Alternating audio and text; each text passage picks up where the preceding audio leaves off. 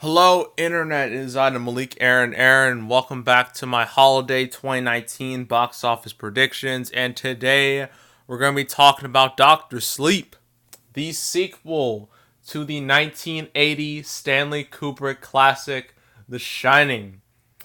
And both The Shining and Doctor Sleep were both based off novels written by the one and only Stephen King, and you all probably know who that is. But we'll go into more detail about him later on.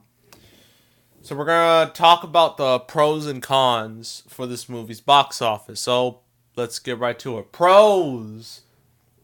As I've already stated, Doctor Sleep is based off of a novel written by Stephen King. And I'm pretty sure at this point you've all at least heard of Stephen King. He's quite the prolific writer.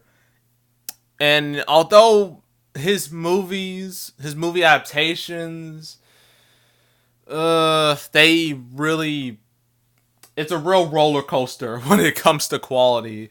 I mean, he's made plenty. Some movies based off his works have been flops. I mean, does anyone remember Dreamcatcher or The Mist or The Langoliers? I think that was The Langoliers with that horrible CGI. And anyone remember The Dark Tower from like literally 2 years ago? Does anyone remember that? No? Exactly. I don't remember it either. It was supposed to start like several movies, but it died. It died on arrival, and no one talks about it anymore. But despite those flops, his adaptations, he does have some golden adaptations, right? I mean, movies like Misery, The Green Mile, and the big one, the biggest of all of them, It. And It Chapter 2. But mostly It. Because, in 2017, when It Chapter 1 came out, like, it just destroyed a whole bunch of records, particularly for the horror genre. Because no horror movie ever, at that point, ever opened to more than 100 million in its opening weekend, but it did it.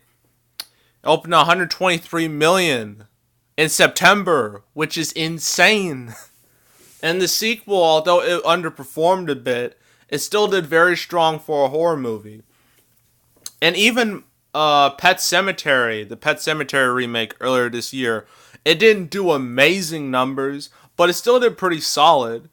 So it's safe to say that the Stephen King brand right now is at a high. It's on a high. So that's good for Doctor Sleep. Pro number 2. Well, as I've already stated, again, this is the sequel to The Shining. One of the most iconic films ever. And although Stephen King himself, he doesn't like the movie because it changes some stuff from the novel, most people kind of ignore that because they just see the movie as a movie, not as a clear adaptation. Because if every book to film adaptation was judged like that, yeah, you wouldn't find any good ones. Because some stuff needs to change when you turn a book into a movie. That's just how it is. But The Shining, the movie adaptation, it's seen as a classic nowadays, one of the greatest horror movies ever. And I'm pretty sure you've seen this scene, or at least you've seen this scene be parodied at least once. And you know the scene where Jack Nicholson takes an axe and just axes a door, and then he puts his face in the hole of the door, and he says, "Here's Johnny." I'm positive at least one of you has seen that scene in some form or fashion, because that's one of the most parodied movie scenes in history. So it really, the fact that that one scene has been parodied so much, it really shows how iconic The Shining is. So the fact that this is the sequel to that, although it raises some admittedly unrealistic high expectations, it's still gonna,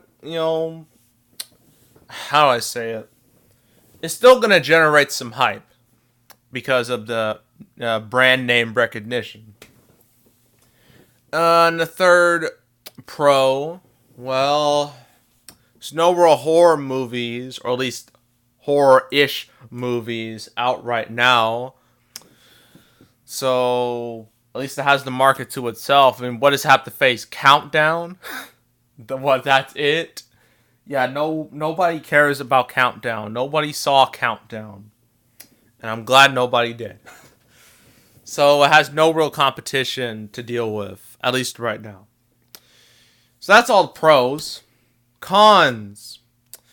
Now, if I made this video several days ago, I would have been like, oh, there's no real cons with this movie. I don't see anything that can go wrong. Well, after seeing some early numbers, as you see right here on the screen, they're very concerning. Because it opened early overseas, like last weekend.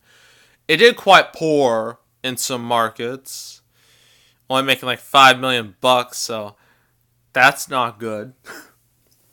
And then, the tracking for this movie, and what I originally thought was going to happen, too, everyone thought, oh, this movie's going to make between like 25 and 30. And I'm like, yeah, that sounds about right. But the preview numbers came out, and it was only like 1.5 million. And I was like, oh, is that just for Thursday? Because if it's just for Thursday, it can't be that terrible. No, that's not just Thursday. That gross includes the special screenings they had on October 30th. So those 2 days combined only making 1.5 million. That's horrible. That's not good. Especially, like, you would think, like, with Stephen King being, his movies being more popular than ever, but the It movies, you'd think more people would show up. But apparently not. So that's a serious problem that I think it's just going to cripple this movie. Second con is there was a danger of making this movie not how I word this. There's a danger with any movie that's based off popular source material or like a popular IP. If you focus too much on the hardcore fans of that IP, you're just gonna alienate everybody else. Like, everyone else is just gonna ignore you. And that's happened several times this year, in fact. I mean, Godzilla King of the Monsters is a prime example of that. That movie aimed way too hard at hardcore fans and ignored everybody else, and as a result, the movie underperformed. And that movie was also from Warner Brothers, so you'd think Warner Brothers would learn from this, but nope, they are not. So the only people who really show up to see this movie are hardcore Shining fans. But the problem is that audience is really old. Super old. Because that movie came out in 1980. That's nearly 40 years ago. So, yeah. And so that means young people either just don't know what The Shining is, or they just don't care. Or they're just waiting to see Frozen 2. Probably that. But, and, another con I just thought of. Midway. Originally, I thought Midway wasn't going to do too good. I thought, that movie's going to tank. But it turns out that movie's overperforming, to my shock.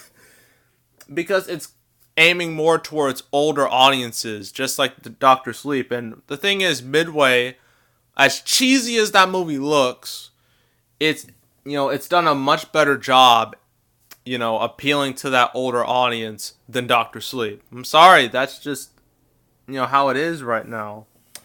Because, I've seen early numbers where just Midway's beating Dr. Sleep, and I'm just like, what? That's crazy. How did this happen?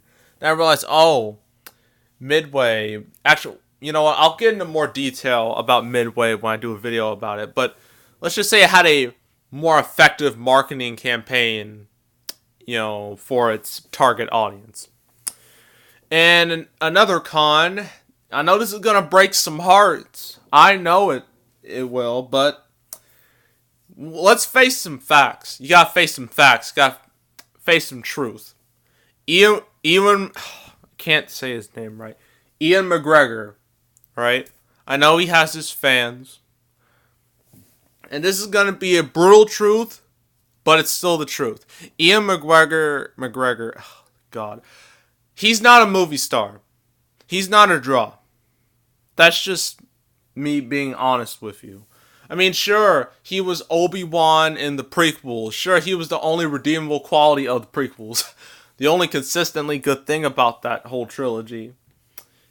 Yeah, I know that, but, you know, not too many actors, from the Star Wars series has been able to branch out into other movies. I mean, look what happened to Hayden Christensen. Right? I mean, some have done well for themselves. Harrison Ford, Natalie Portman, Mark Hamill. Some have done well, but others aren't so lucky. And I'm afraid Ian McGregor is one of those people who just was not lucky. So, yeah. And, a prime example I think of that was like last year's Christopher Robin, which he was in, despite that movie being, having the IP of Winnie the Pooh, it didn't do all that great. It just did modest. So the fact that a movie based off such famous IP as Winnie the Pooh only does modest, what makes you think he's gonna, star in Doctor Sleep and the movie's just gonna be a smash hit? Because, I mean, if Christopher Robin was a smash hit, what chance does this movie have? I mean, come on. So, in conclusion, opening weekend, originally I was going to say 25 to 30, then I saw the early numbers, and I was like, yeet, never mind. I'm thinking the highest I can go is 20. The lowest I can go is 16. If it hits 16, that's just depressing. But I'm going to be optimistic. I'm going to say 20 million. And then its final tally, its final total,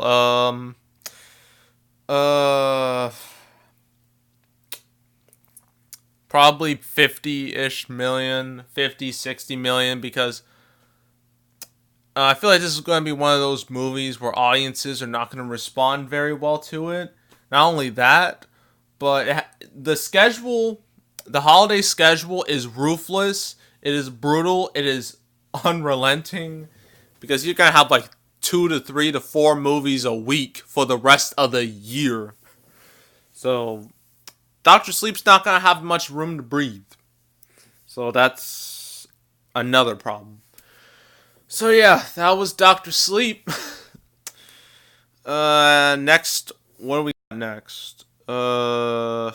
Last Christmas. So we're gonna do Last Christmas, then Midway, then Playing with Fire, and then the rest of November, because November is just the month that apparently keeps on giving.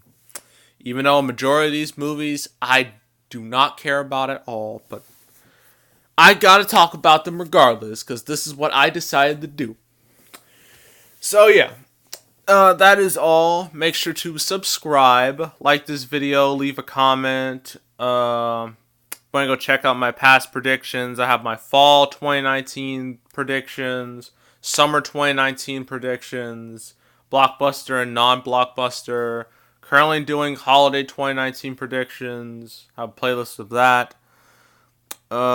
Still gotta do my October recap. And yeah, that's pretty much it. And I am out.